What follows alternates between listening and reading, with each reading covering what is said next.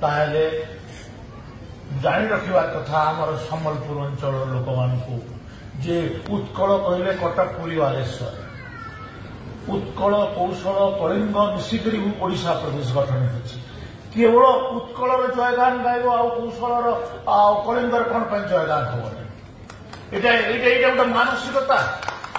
आमको तुम्हें शोषण करुचे आमर आमर अर्थ आमर खଣି आमर चाष आमर जंगल सबुथे तुम्हें आमको शोषण कल चाकरी बाकरी सबुथे आज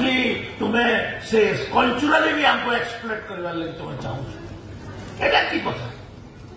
आमे ओडिशा प्रदेश रे मिसिथिलु ओडिशा प्रदेश रे मिसिबा पई आंदोलन रे भी शामिल होतिलु किंतु ओडिशा रे मिसिकरी आमर सबुठु बड़ भूल है आम ओडिशा प्रदेश रे मिसिलु आमर गोटे ऐतिहासिक भूल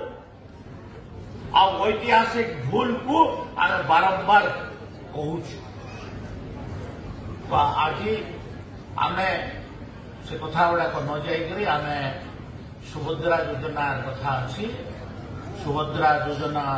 एटा लोकंर मानकर महिला मानकर अर्थनैतिक विकास दिगरे आमर लाभ दब